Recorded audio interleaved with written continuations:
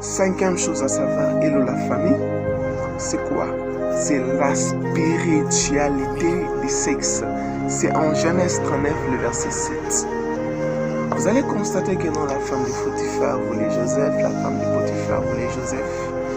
Pas pour le sexe, mais pour la spiritualité du sexe. Est-ce que vous avez déjà parlé, on vous a déjà parlé encore de ça exceptionnellement comme je ne voulais pas?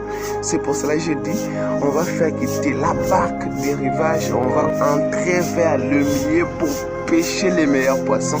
Même David aussi, pour faire tomber Goliath, il n'a pas pris les pierres du bord de la rivière, il a pris les pierres qui venaient des milliers de torrents.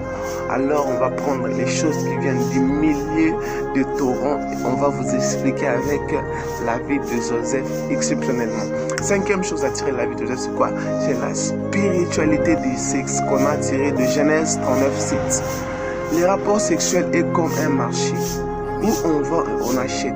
Pendant cet acte, certains ont perdu leur destinée et les autres ont volé les étoiles de leur partenaire sexuel. C'est pour vous dire quoi?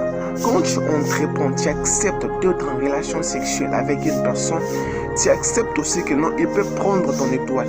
Tu acceptes aussi que tu peux partager ton bonheur avec lui. Tu acceptes aussi que non, il peut voler ou posséder ce qui t'appartient, ou il peut posséder ce qui est à lui et lui rester un homme vide. Joseph, qui avait une destinée forte, savait que non, la spiritualité des choses est une chose à part entière qu'il ne faut jamais négliger. La femme de Potiphar, qui était la fille d'un magicien, savait que non, en couchant avec une personne, on pouvait posséder sa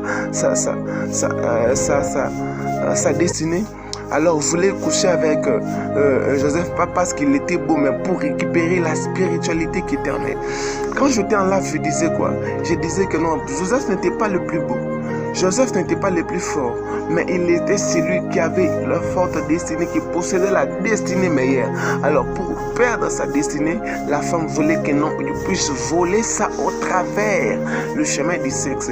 N'oubliez pas que j'étais en live sur YouTube les dimanches, pas celui-ci, mais le dimanche antérieur, pour parler de 15 choses à savoir. Et j'avais aussi incité sur ça. C'était même le moment fort des lives. C'était la spiritualité du sexe.